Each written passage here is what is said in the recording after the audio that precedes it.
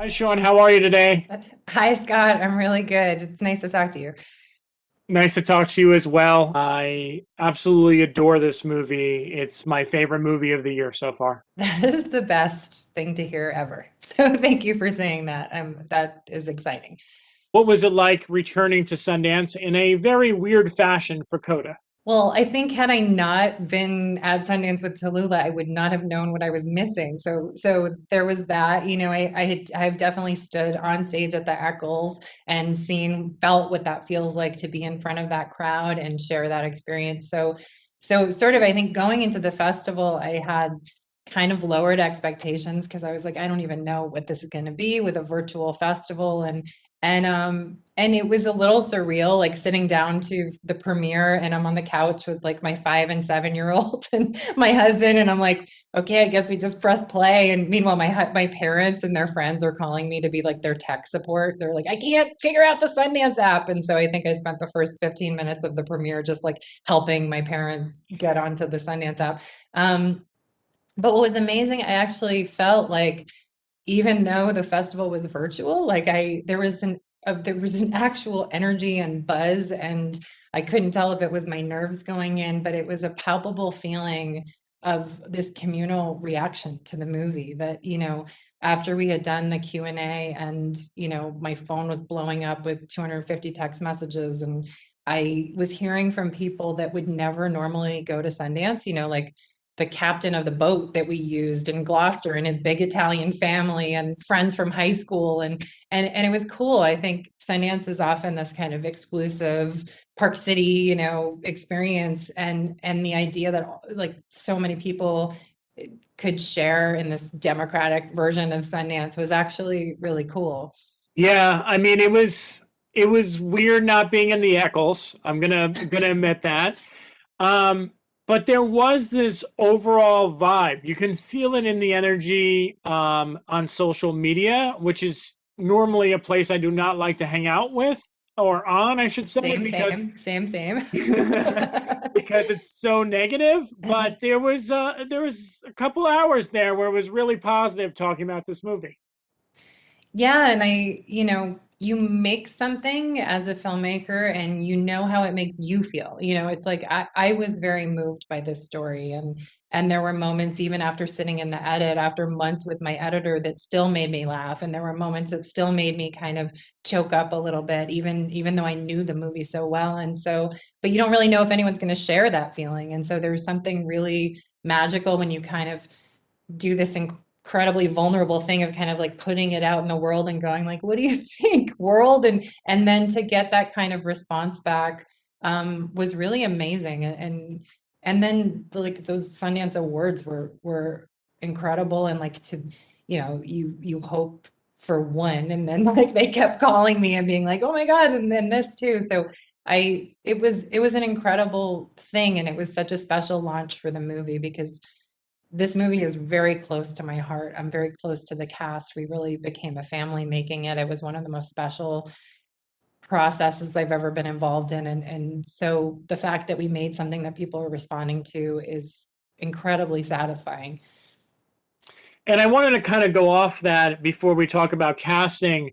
Did you have any reservations about remaking a French film? I know that in any sort of remake nowadays, there's always kind of like this subtle backlash, whether or not it's something that's very mainstream or something that's, independent and foreign. Did you have any reservations about that? Of course. I mean, I think whenever you're remaking a film, even the term remaking, you're like, well, they already made it. Why are you doing it again?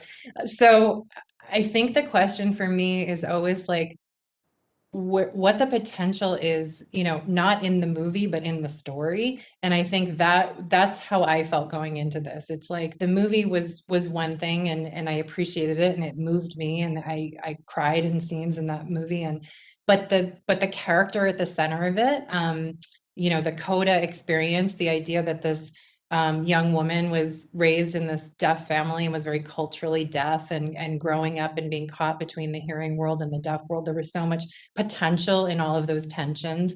And then there were unexplored pockets within the idea, within the premise, that I felt like, you know, the chance to dive into deaf culture and to authentically portray these characters with deaf actors and have ASL scenes, which very early on excited me. The idea that half this movie could be, in silent ASL scenes. And so all of that, I think, was very exciting, and it kind of was an opportunity to dive into this world, make it incredibly specific and authentic, and then personal. Like, I grew up in Cambridge, Massachusetts, and I would go to Gloucester every summer of my life, and so I knew the fishing community there, and I knew the struggles that community had faced, and the nuance of that particular town, which is, on one hand, this very picturesque New England, beautiful place, and also very gritty and working class. I want to talk about the casting because I mean, it's a small cast, but every person in this cast is just phenomenal in every single way. And I want to start, of course, with someone who I know is the linchpin of this entire movie, and that is Marley. Um, can you talk a little bit about bringing her on and kind of how she became the saving grace of this movie in a lot of ways? Because I read a little bit about how they wanted to actually cast non-deaf actors, and she fought against it. Can you talk a little bit about that? Yeah, I mean, going into this project for me, I didn't see a world in which I wanted to make this movie, or this movie should be made with hearing actors playing deaf roles. At this point in time, and it wasn't just the fact that it feels culturally unacceptable at this point and where we're at, but also just creatively for me. I was like, there's such an opportunity here to dive into this lived experience and to have actors that understand the richness of what that community is, and these, can dig in a way that would bring the whole project to life. And but I was like the lone voice in that. It felt like I was kind of going, no, like, we're not going to do that. And at the time, it was a studio movie, and it was kind of like, well, this is how financing works, and we need stars, and where are you going to find that star? And it was like, I felt like I wasn't being heard, and I felt like, how many times can I say this in different ways? And when I brought Marley on, and cast her as Jackie, I felt like then there were two of us, then there were two people who were involved in the project who were going, you guys, this is the only way to do this. And if you're not going to do it this way, then this movie shouldn't happen at all. And neither of us will be involved in it. So I think that was really helpful. It was like to have an ally, to have someone, who was also speaking from a place of, as a deaf actress and the most famous deaf actress out there, like, stop doing this. Like, this has been, the idea of actors putting on deafness like a costume, or putting on disability like a costume.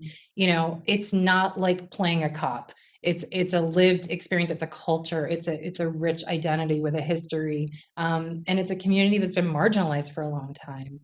And there's so much talent within the deaf community. I mean, that was the other shocking thing to me when I started casting these roles, is, in a way, I even had an expectation going in of like, how many 50-year-old deaf actors are there out there that could play that father role, or that Leo role? And what I found is there was incredible talent. There's Deaf West is an amazing theater company, and they do productions. There's a lot of deaf actors, and so I had many choices for each role, and I could really find the actors that were imbued those characters with exactly what I needed. Troy felt like, his humor, felt like Frank. His face, he looked like a fisherman who'd been out on a boat his whole life. And so, yes, Marley was an incredible ally, and also in finding the rest of the cast. She had knew Troy, and she knew Daniel. So when I was auditioning Troy, I could reach out to Marley and FaceTime her and be like, what do you think of Troy? And she'd be like, oh, Troy's great. He'd be perfect for this. So it was great to have her on board, and she was a true collaborator. Half the movie is pretty much silent. It's in sign language. I think that's terrific. I think it educates the viewer, and I think we need more of that. For you personally, did you know sign language before this, or was this something that you had to learn when coming on board this project? When I took on the job of writing the script, Yeah. I felt like right away I was like, well, I know, I didn't know what percentage of the movie, but I knew a good portion of the movie was going to be in ASL, and I felt like I had to have an understanding of the language. So um, I started studying, and Elliot Page connected me with a friend, Hillary Back, who started studying.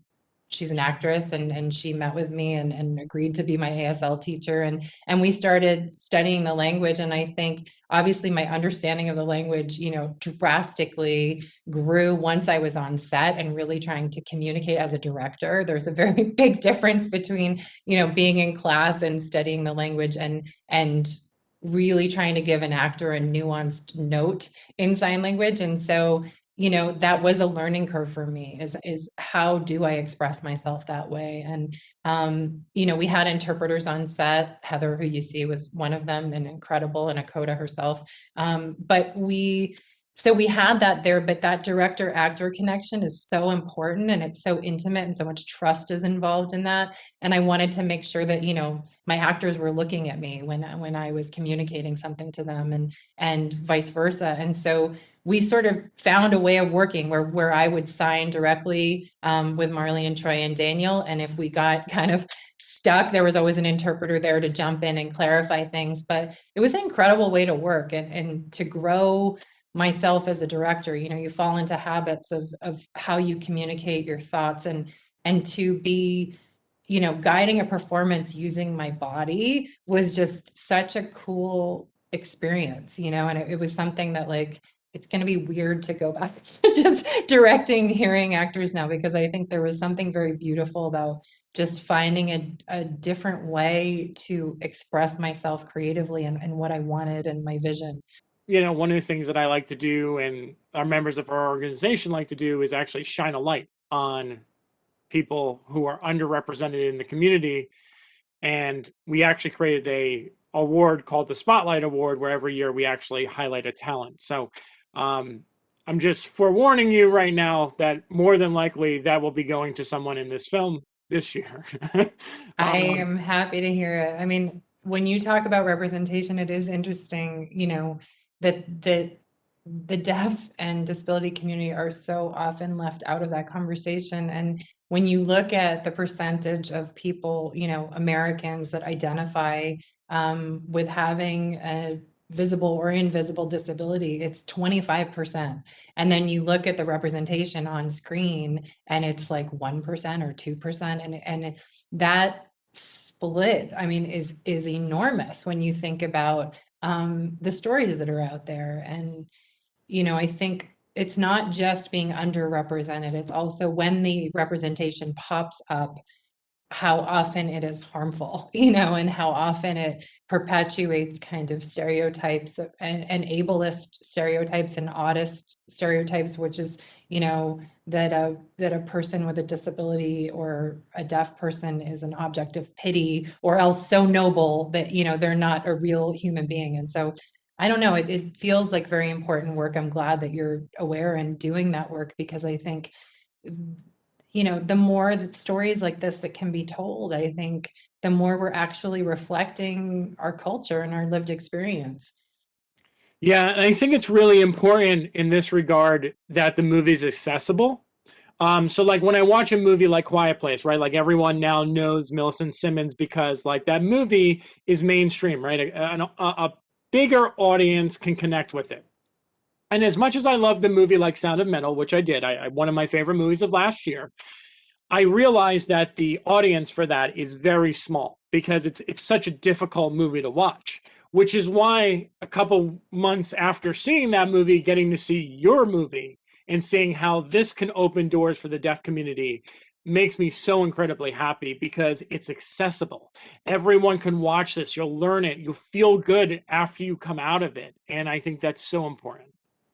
Yeah, and I'm happy to hear you say that, because it was interesting going into the project. I come from an indie filmmaking background, and I love kind of, my first film was probably a little bit, more indie than this was, and in the sense, and I wanted to make a commercial movie. You know, I set out to do that, and some of the elements in the film that, you know, whether they are familiar coming of age story points, or I knew that in a way, when you create a story vehicle that is going to be broadly embraced by a lot of people, and within that story vehicle, you introduce, you know, 40% silent scenes in ASL in a way that all of that becomes accepted by an audience, you know, so they're like, oh, this feels like my family, and they forget that they're watching a deaf family. They forget that they've maybe never seen an ASL signed scene around a kitchen table. And so I think those elements of the movie were very intentional. I'm glad to hear you say that, because I was trying to reach a lot of people. And I think you do that through humor, you know, and you do that through tapping into emotions that we can all understand, which are those like familial bonds and those coming of age feelings. And so, yeah, I mean, I'm excited. I really do hope the film reaches a wide audience. Well, thank you. They're telling me that I have to wrap, but just putting this offer out there, I would love to have you on one of our shows and like talk more details, because I have like 10 more questions I didn't even get to. So, I love talking to you, and I would love to continue this conversation. So anytime you want to do that, let me know. all right, sounds good. Thank Yeah. you very